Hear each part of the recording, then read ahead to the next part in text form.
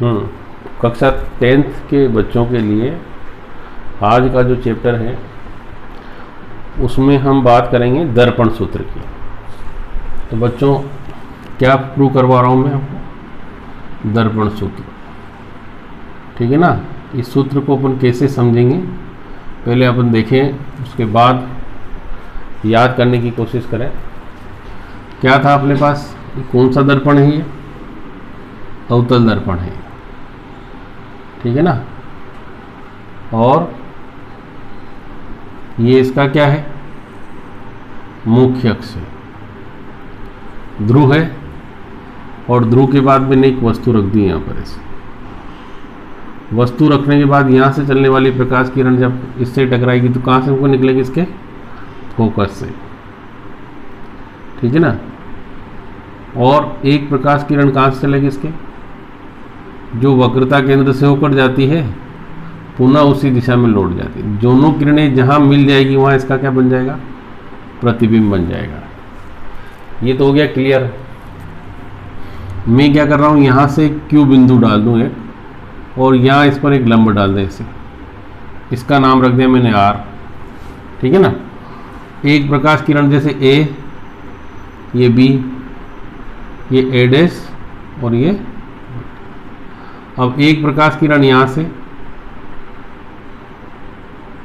इस बिंदु पर टकरा जाए और एक प्रकाश किरण इससे इस बिंदु पर टकरा जाए, तो ये हमारा दर्पण समीकरण के लिए क्या बन गया है, चित्र बन गया है। इसको MPN। तो बच्चों क्या लिखें, सबसे पहले जैसा चित्र बनाया, माना MPN है ना, एक अवतल दर्पण है।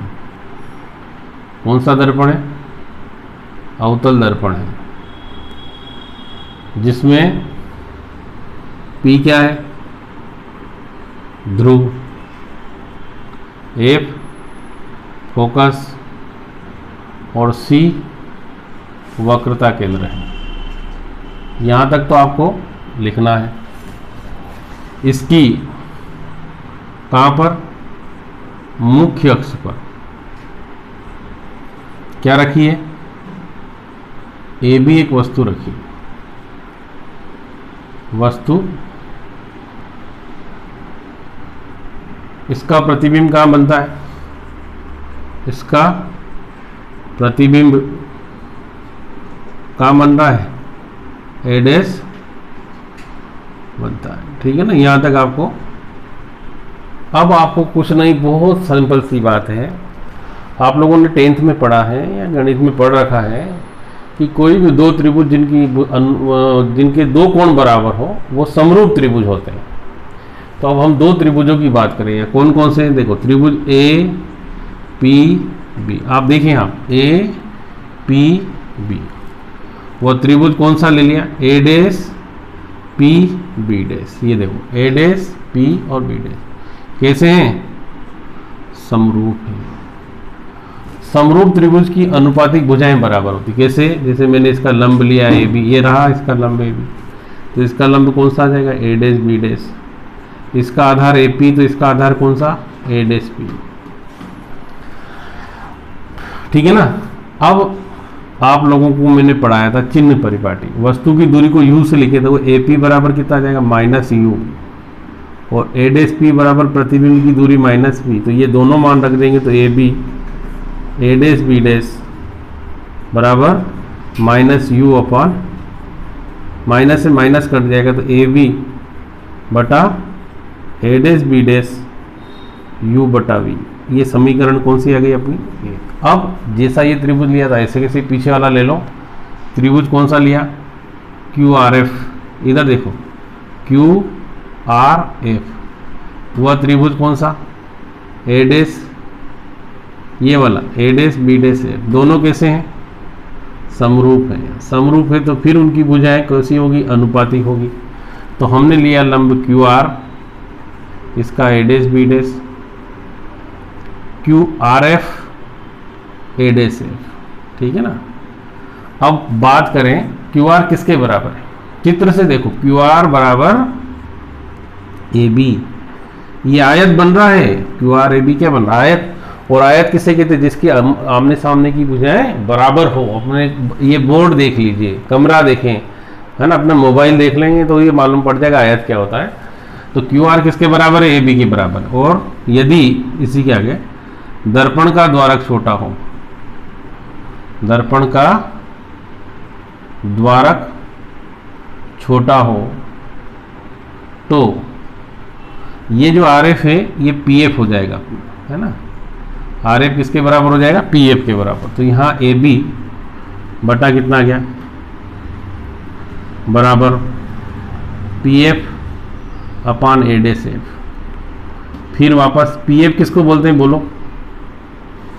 ध्रुव से फोकस के बीच की दूरी माइनस फोकस माइनस एफ, और ये जो आपका ए डैश एफ है मतलब ये वाली दूरी केवल, है ना, इसकी बात कर रहे हैं। तो इसको अपन दो भागों में डिवाइड कर दें कि ए डैश पी में से पी एफ को सब्ट्रैक्ट कर देंगे तो अपने पास ए एफ आ जाएगा, ए डैश एफ। तो ये देखिए कितना है?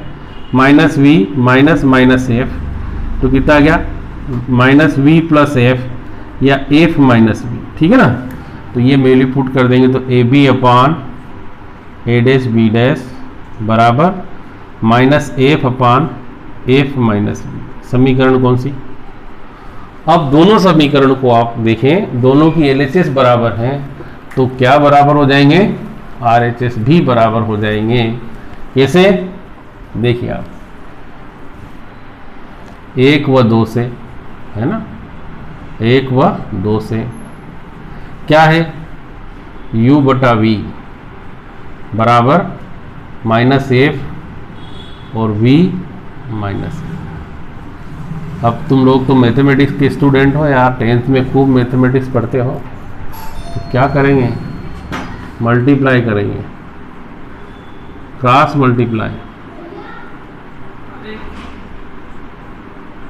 You F minus V F. अब एफ एफ को एक तरफ कर लेंगे, you F minus V F. फिर क्या करेंगे? पूरी समीकरण में किसका भाग दे दें? u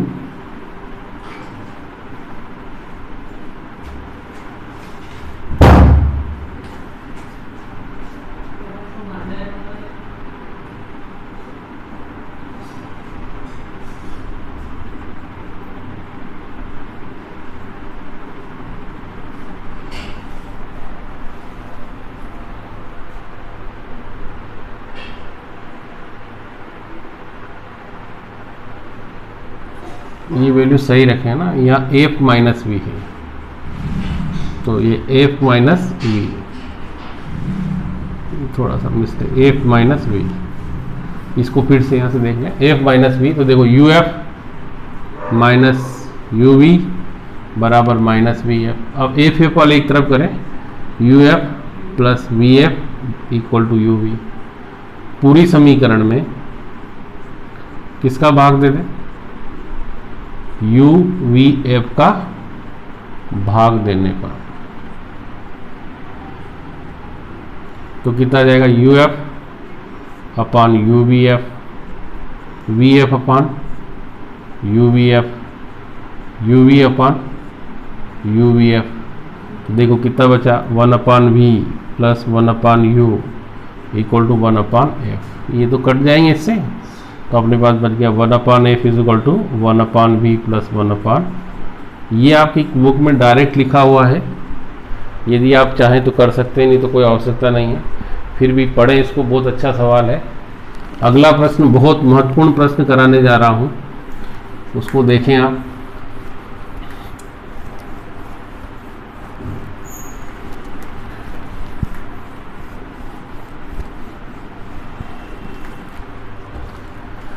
प्रश्न है रेखीय आवर्धन किसे कहते हैं? क्या है बच्चों? रेखीय आवर्धन किसे कहते हैं?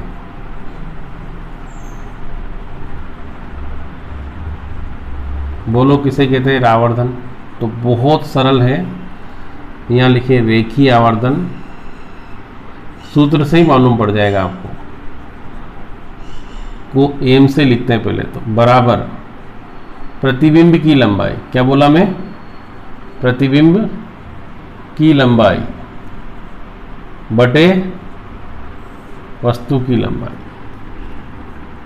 की लंबाई। ठीक है, क्या बोलेंगे अब बताइए, प्रतिबिंब की लंबाई और वस्तु की लंबाई के अनुपात को क्या कहते हैं? रेखीय आवर्धन कहते हैं। फिर से किसको कहते हैं? प्रतिबिंब की लंबाई और वस्तु की लंबाई के अनुपात को रेखीय आवर्धन कहते हैं। इसे काय से दर्शाया जाता है? एम से दर्शाया जाता है। अगला प्रश्न, अवतल दर्पण के उपयोग लिखो।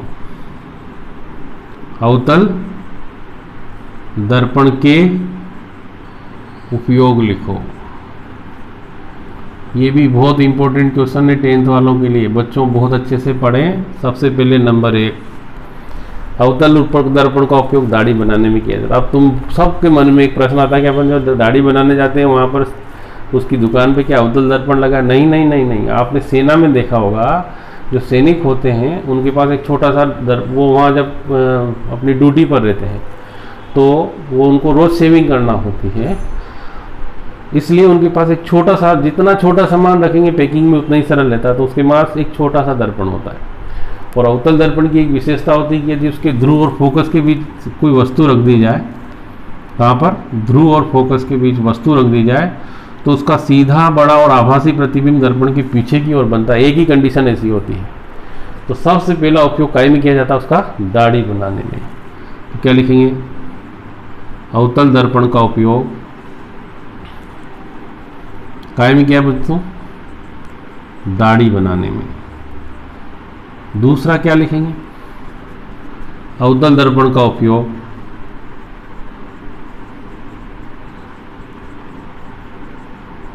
डॉक्टर द्वारा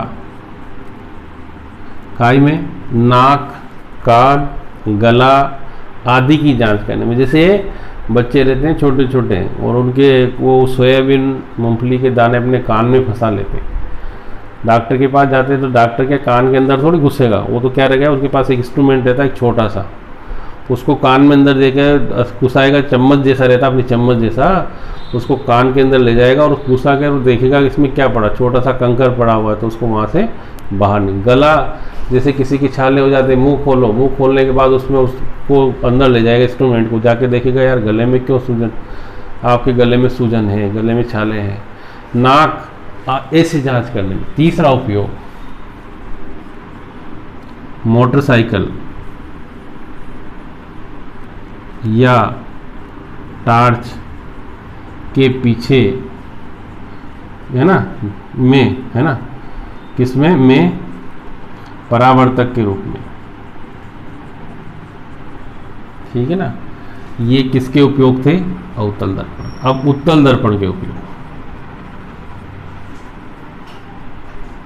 किसमें बच्चों? उत्तल दर्पण के उपयोग। अच्छा, मोटरसाइकिल किस किस के घर पे है? तो कहेंगे सबके घर पे। कोई ऐसा नहीं होगा जिसके घर पे मोटरसाइकिल। अब देखी पहली बार बस में बैठे यस सर, कार में बैठे यस सर, मोटरसाइकिल बैठे यस सर, तो जो ड्राइवर बैठता है उसके साइड में 2 ग्लास लगे होते हैं, तो वो जो ड्राइवर के वो जो ग्लास होते हैं वो कौन से होते हैं? उत्तल दर्पण। तो क्या लिखेंगे? ड्राइवर द्वारा किसके रूप में? साइड ग्लास के रूप में। दूसरा, उत्तल दर्पण में हमेशा सीधा प्रतिबिंब बनता है और अवतल दर्पण में सीधा भी बनता है 1 बार और 5 बार उल्टा बनता है। दूसरा, सड़क पर लगी बत्तियों पर, सड़क पर लगी बत्तियों में, बत्तियों के पीछे परावर्तक के रूप में। ठीक है ना, ये आपके दोनों उपयोग हो गए। ठीक है, इसमें मुख्य प्रश्न जो थे, एक तो परावर्तन किसे कहते हैं, एक परिभाषाएं जो मैंने बताई आपको, दूसरा गोली दर्पण के उपयोग, और तीसरा रेखीय आवर्धन किसे कहते हैं। यही प्रश्न इसके बहुत महत्वपूर्ण प्रश्न हैं। कल अपन लेंस की बात करेंगे, मैं आपको लेंस बताऊंगा, उसके बाद लेंस पढ़ाऊंगा। आगे जो पढ़ाना मुझे लेंस पढ़ाना है, और वो लेंस आपको कल दिखाएंगे भी लेंस होता कैसा है। Thank you. तब तक सभी बच्चे जो 10th में पढ़ते हैं वो मेरे वीडियो को लाइक करें, मेरे चैनल को सब्सक्राइब करें, जिससे आने वाले वीडियो का नोटिफिकेशन आपको आसानी से मिल सके। इसलिए बेल आइकन भी दबाएं। धन्यवाद बच्चों, बहुत बहुत थैंक यू।